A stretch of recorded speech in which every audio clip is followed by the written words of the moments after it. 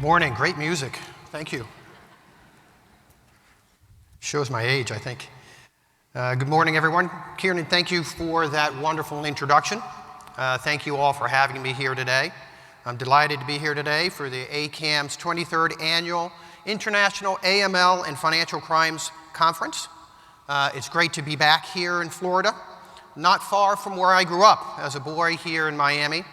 And where nearly 3 decades ago, it's unbelievable to say that, but 3 decades ago, I started my professional career as a prosecutor and trial lawyer at the Miami-Dade State Attorney's Office, where I was at for 8 years before I joined the U.S. Attorney's Office in Miami for the Southern District of Florida. First, before I begin, I think it's important to say, I think every leader should say this, and every regulator in particular should say this.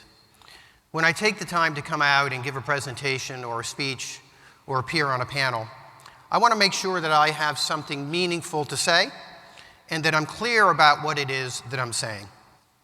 Purpose, clarity, and transparency, I think, are really important in every day of life, and I think in particular in the role that I play now. That said, today I want to cover 3 things.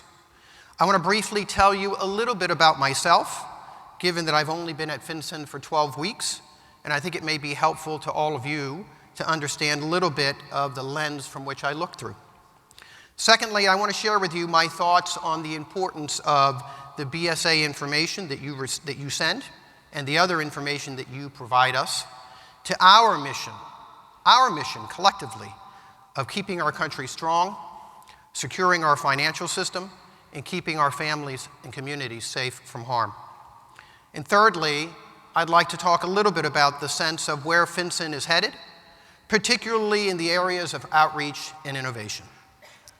So first, as I mentioned a few moments ago, I grew up in Miami, not too far from here in northwest Dade County, at a time when the Everglades was right there, essentially, and the area was filled with lime and orange groves. That was a long time ago. I grew up in an area called Miami. I remember it well before it became Miami and before it evolved into the city that it is today. I remember that city very well evolve over the years in ways that most people only hear about by stories, read about in books, or see on TV through documentaries. My family and I and my friends lived it. After law school at Georgetown, I moved back to Miami. I was lucky to be part of just a wonderful group of trial lawyers, both at the Dade State Attorney's Office and at the U.S. Attorney's Office later on in Miami. I investigated and prosecuted all kinds of crimes, saw the cruelty of humanity, frankly, through those crimes, including organized crime, public corruption, major narcotics, money laundering cases. Given the crime problem in Miami, we had to be creative and we had to be innovative, and we were. I ended my prosecutorial career after 29 years, it felt like 90 years. I used to be 6'5" when I took that job as a prosecutor. I ended a 29-year career as a prosecutor in December of last year with the Department of Justice. It was an honor and a privilege to serve for over a decade as a Deputy Assistant Attorney General, and last year as the Acting Assistant Attorney General for the Criminal Division, where I oversaw investigations and prosecutions of white-collar fraud, public corruption, computer theft, computer crime, computer fraud, kleptocracy, domestic and international money laundering. Who would have thought that a kid like me from Miami would have had that opportunity? But I did. It's a great world. I investigated those cases with vigor, as I did with all of my colleagues. Much of the work that I did over the last decade was really in the area of financial and international arena. In particular, all matters related to the Department of Justice's efforts in Colombia, Mexico, Panama, and for a long time, Afghanistan. We investigated and prosecuted some of the world's most wanted, notorious, and sophisticated criminals. We negotiated billion-dollar white-collar corporate settlements and worked directly with partners overseas, including presidents, ministers, attorneys generals, and other high-level officials on a regular basis, on matters of mutual interest, matters affecting the lives of millions of people. Frankly, it was through these experiences, all 29 years of it, that I saw firsthand the importance and the power of our financial system and the need to keep it safe and secure. As my grandparents used to tell me, Ken, well, they actually said Ken because they couldn't say my name, money doesn't talk, it screams and shouts. It really does, it's powerful. And through the years, especially over the last decade, I always had the opportunity and the appreciation of the importance and the value of the work that all of you here present today do to support our efforts. An appreciation which is growing every day more and more as I serve as the director of FinCEN. So that's a very brief background on me to give you a sense of what my perspective is and the lens from which I view things. I hope that's important as we at FinCEN continue to work together with all of you, moving ourselves forward into the future in this challenging and ever-evolving environment. Second topic I want to talk about today is the importance of BSA information and the information that we receive in addition to that at FinCEN. What is it that we do with it? What do you do with it? Well, we do a lot with it. I get that question asked a lot.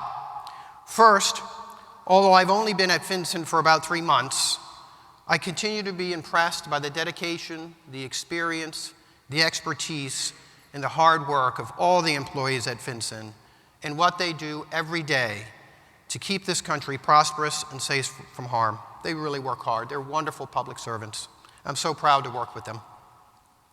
All of you, however, play a very important role in the work that we do at FinCEN. FinCEN is able to do some incredible and important things because of the work that you do and because of the information that you provide us every day.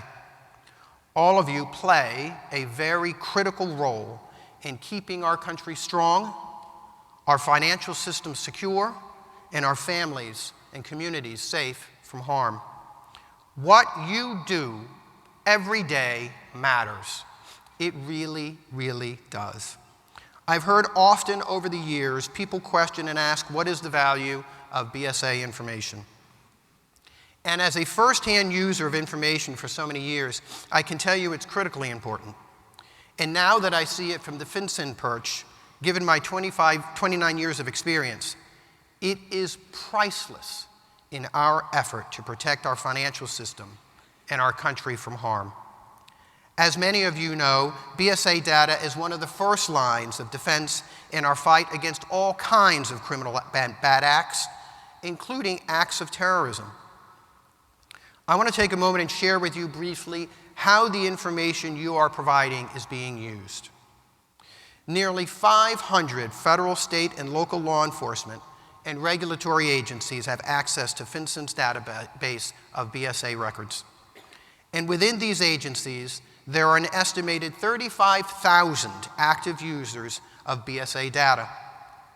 This includes 149 SAR review teams located around the country, 55 task forces led by IRS criminal investigation, and 94 other task forces representing all federal judicial districts, including one in each state, the District of Columbia, and Puerto Rico.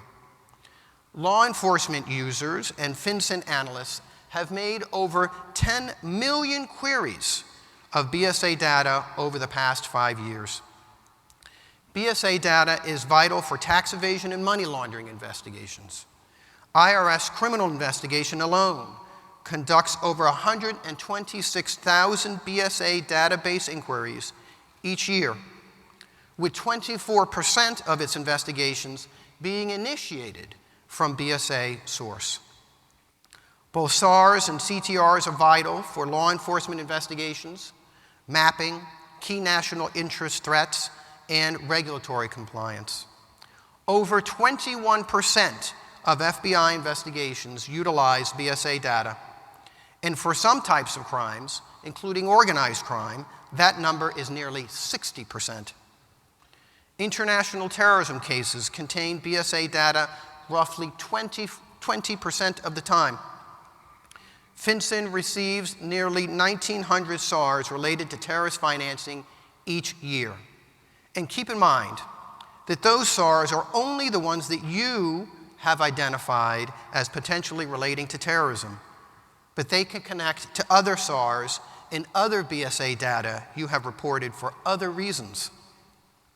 To me, these numbers are indicative of the vigilance that each and every one of you in this room is exercising each day to keep our nation, our communities, and our families safe. One important fact that I learned just recently is that out of 97 recent domestic terrorism cases, as reviewed by FinCEN, 25 of them, over a quarter, had BSA reporting prior to a person's arrest. Simply put, BSA information, 1, provides leads, 2, helps expand cases and puts together pieces of the puzzle or networks we would not otherwise see, and 3, helps alert us to trends in criminal activity or illicit activity so that we can get ahead of the harm, deter it hopefully, or prevent the harm from spreading. I want to emphasize this last point. While data that you provide can assist with a specific investigation, that does not mean, if it is unrelated to a specific case, it is any less valuable. We regularly analyze and work with the data you provide us to connect networks, to understand trends, typologies, and develop red flags. When we combine this data with open source data, research, and law enforcement information, we can see so much more. It connects networks that we would not otherwise see or ever even know about, networks that would remain in the shadows. And we are getting better at this every day, but we believe we can do much more. Part of getting better and doing more includes providing all of you better and more consistent feedback on how we use BSA data so that you can understand our priorities and how to better use the resources you have more efficiently and in a more targeted and focused way. This segues nicely into my third and final topic for today, outreach and innovation. To be clear, both are FinCEN priorities. We need to make sure we all have the tools to collect the right information, and once connected, to fully exploit the data so that we can better predict harm and prevent it from happening before it happens, rather than only responding to it once it happens. I am committed, and so are all of us at FinCEN, to enhance our engagement with industry in a way that helps promote creativity and innovation so that we can explore new and better ways to collect and use data, explore better and more innovative tools that help us keep our nation strong, our financial system prosperous and secure, and our communities safe from harm. Financial institutions have been experimenting with new technologies that rely on artificial intelligence and machine learning to get better and more efficient at detecting illicit activity. Many institutions are also working closer together to share information, to get a more accurate picture of risks and illicit activity. At FinCEN, we applaud and encourage these new ideas and innovations. As I mentioned, incorporating innovation into the BSA framework is a key priority for me at FinCEN, and we are committed to being more forward-leaning in this regard. It is critical and essential that we innovate and plan how to move forward in this area. To this point, I have established a new position in the FinCEN front office, a strategic advancement, tactical development advisor to the director, to assist with this kind of strategic risk and innovation planning. I hope to have that person on board this month. FinCEN is actively, as you know, engaged with financial institutions and businesses in the fintech and regtech sectors as we explore ways to more closely work with financial institutions, in particular to foster innovation and leverage financial and regulatory technology. We have been meeting with industry leaders to better understand the changes, challenges, and possibilities that are occurring in the marketplace.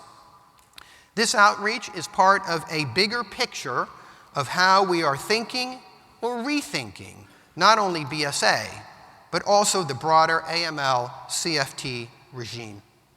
We need to continuously upgrade and modernize our system, a statutory and regulatory construct originally adopted in the 1970s. We need to make sure we have the right framework in place to meet the current and evolving challenges well into the future. I am committed to a long-term and collaborative approach with all of our partners in this regard. We are much more effective working together than we are separate. We are particularly interested in hearing from all of you, your practical experience and how technology and BSA information and reform may intersect. I encourage you to speak to the FinCEN staff present here today. Tell us your thoughts about new and innovative ways to improve the BSA. Your input and suggestions will help us to better understand how to best support innovation to make our system more effective and efficient. In this time of change, working closely with financial institutions and others in fostering innovation and leveraging technology is a critical priority.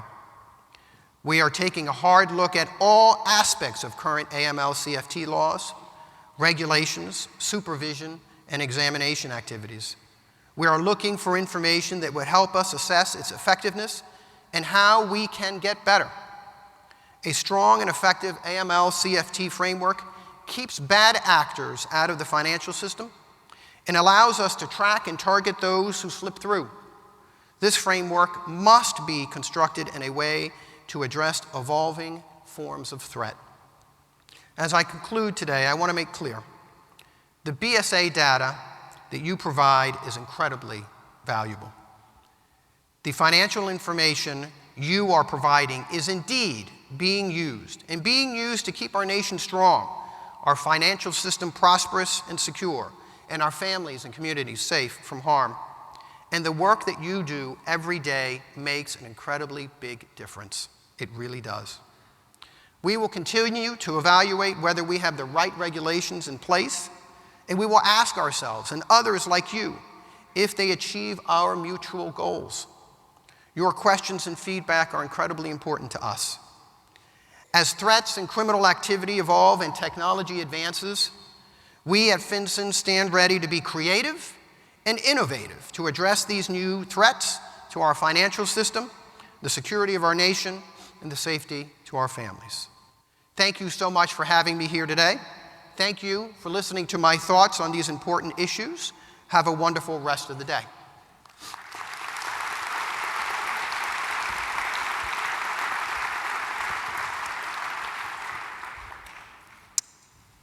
Thank you. Thank you. Sitting to your left. Yes, is that okay? We can switch. I'm a Miami kid, but that's okay. I'll go over here. You're perfect. We want you to be fine. comfortable. You may have tipped your hand a little bit to the answer to this question in talking about the creation of this new strategic tactical division post that you're going to have. It's actually a position within my front office. Yeah. Right now, it's one position. It could include others, depending on how far we get. But the whole idea of that is that, look, we've been talking about reform for a long time. The way technology is advancing and the quickness with which it is advancing, both on the computer side and other areas, is very fast. You need a person or a group of people to fully concentrate on that. And that's what I want this position to do. And as that position evolves, if we need more people to jump in, I think we can. Frankly, we need to be the best at what we do. The only way that we can be the best at what we do is integrating what all of you do every day, looking at the technology, working with the tech people, and how we can move ahead of the curve. I don't want to be catching up. That's not where we need to be. We're the United States. We need to be ahead of the game. And if we're not ahead of the game, we're behind. So that, where I was going with that question, it seems to me over the years as a FinCEN observer, FinCEN has this very complicated number of missions. Enforcement, financial intelligence, and writing regulation. And it seems as though some of the directors have emphasized one over another, and perhaps yours, in stating this may be a lot about financial intelligence, but how would you see your priorities in terms of those three missions? I'll tell you, I've heard that a couple of times. I don't see why the directors pick and choose. I mean, if you really look at it, and it does seem a little odd, all the things that are in FinCEN, it really works. It really does. And they all complement each other. So if what your question is what area I'm going to prioritize, look, my priorities are going to be based on what is the best way and how we can be more effective in protecting and securing our financial system, which I believe protects and secures our families and this nation every day. And if there are priorities that hit either one of those 3 or 4 areas, that's where we're going to be. I can tell you that my feeling, only having been there for 12 weeks, although I've worked with them for many, many, many, many years, we need to innovate. We need to be discussing with industry how we can do that together. We need to understand what's going on out in the financial sector through many, many of you. We need to reform, because I think we're behind the curve on that. And let me just tell you another thing. I've been talking, and I've been in my role as the Deputy Assistant Attorney General with many of the regulators and many of the banks and institutions for years. And we've been talking and talking and talking. We can't talk anymore. We need to do it. And it may be painful, but it needs to get done. And I have to tell you, it isn't because no one wants to do it. I think that perhaps no one has wanted to take that risk. And I got to tell you, it's time to do it. Because what I'm seeing out there from where I come from, right, in the 29 years that I've seen, and the 11 years that I spent with the Department of Justice in Washington, D.C., I know what's going on out there. I see it. It's scary stuff. They are sophisticated. They are clever. They are powerful, and we need to get ahead of this curve. So if that means we need to reform, if that means we need to collaborate a lot better, if that means we need to spend some money to be more innovative, then we need to do it at the end of the day. It protects all of us. All of us, by the way, this isn't just from us. All of us here in this room have this interest. All of us do. One of the things that I found in my career, and one of the great things about this country, right? We are a powerful country. We have just the best military in the world. We have the best law enforcement in the world, in my opinion. But one of the two things that separates this country out from all others is the incredibly sophisticated and powerful financial system that we have. And we better keep it secure. So that does kind of lead into my next question, which is FinCEN is often in some of the reform proposals that are out there. I mean, you've talked about reforming FinCEN and streamlining it. It sounds like that involves a lot of technological as well as other reforms. But in a lot of the reform proposals for a new AML, FinCEN is the centerpiece of those, with greater responsibilities. And even becoming the sole regulator of AML is one of the proposals. What are your thoughts on that? What kind of resources are needed for that kind of thing, and the kind of reform that you're talking about? Well, look, I think many of you who have probably had government positions, we can't comment on legislation. It's still going through. But I will tell you this. We are committed to working in a very frank way with our colleagues on the Hill to discuss these issues. They're really important. We need to get it right. We're going to discuss this also with our law enforcement colleagues, with industry as well, to make sure that we're on the right page and moving forward in the right way. We're committed to making whatever happens work. That's what we're going to do. With respect to resources, you've got to expect that if you're going to get more responsibility, you're going to need more resources at the end of the day. That's what's going to happen. But we are ready to have these conversations with our colleagues on the Hill. We're having these conversations now. And hopefully we can conclude them soon. But any conversation you have, and this is what I love, right? Any conversation you have has to be a clear and frank conversation. Nobody should be trying to, and I made that clear, I think, in what I said earlier today. I mean, purpose and clarity and transparency is really important. And so when you sit down with a colleague and you have a conversation, you better leave it all on the table at the end of the day. I don't think that anybody that I speak to should have to be wondering, well, what is Ken thinking? No, I'm going to lay it on the table, and I expect that out of my counterparts as well. I want to hear their real thoughts, but they have to be real, practical solutions to important issues that are happening. They can't be one-sided. You have to understand there's two sides to a coin. So FinCEN has issued advisories on corruption in Venezuela and South Sudan. And I think the use of this seems to maybe have increased, in some ways a new phenomenon. Will more countries be the focus of this kind of attention? Or is it really like a hyped up version of what you've always done? Yeah, I don't know if it's a hyped up version. Look, having been here for 12 weeks, I can tell you that, things come in on a priority basis, right? When there's an issue that comes up or a matter that comes up, and we'll respond. Hopefully, and oftentimes we try to respond before the matter becomes an issue.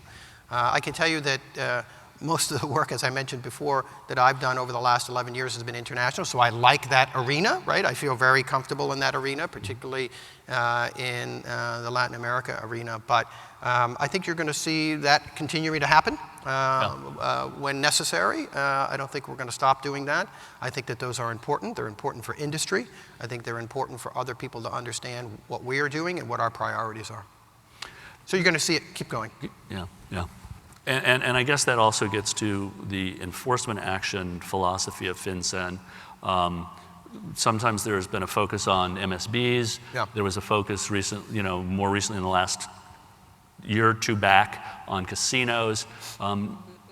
What's the overall enforcement action philosophy, if there is one, and where do you choose what you're going to? You're not going to be doing everything, apparently. And well, and I'm not so sure there's a need to do everything, right? I think we need to be where the vulnerabilities are, and perhaps where other people are not. We have wonderful, wonderful colleagues, both at the Fed and the OCC and FDIC and other institutions that do great work, right?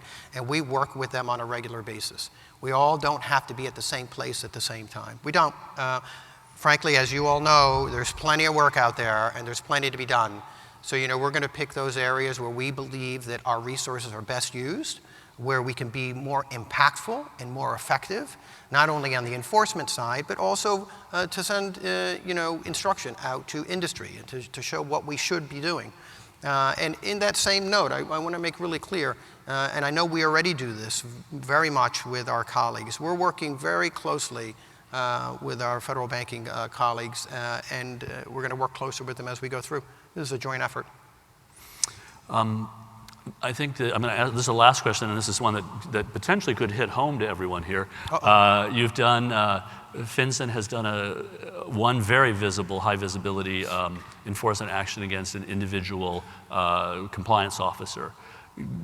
Any thoughts about what brings about that kind of action, and will we see more of those? Yeah, look, and part of this is sharing with you my perspective, right, from being at DOJ. And one of the things that I found, and you may not like this, so be careful what you ask. At the end of the day, people are responsible for what happens, right? This isn't a gotcha game. Nobody's after a person who makes a mistake here and there. That's not what anybody wants. That's not what we're looking for. That provides little, if any, value to what we're trying to do, and that is secure our financial system and make sure it works. But I will tell you this.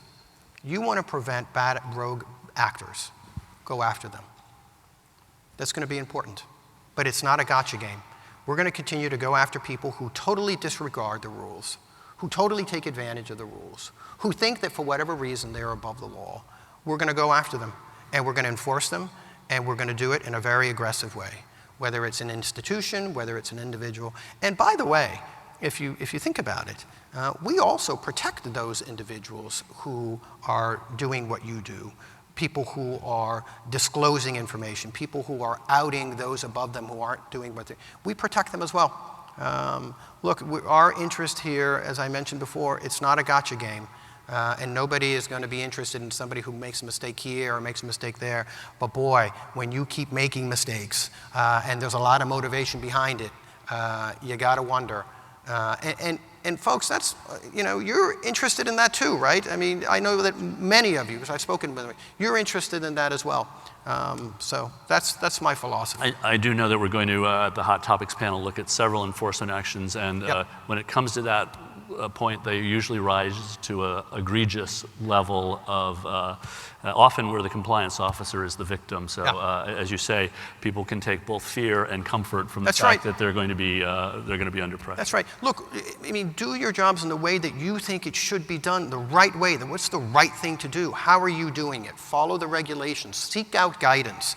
I mean, that's what we're there for. And I mean, if you're doing what you're supposed to be doing, you shouldn't have anything to worry about. Please join me in thanking Ken Blanco. Thank you.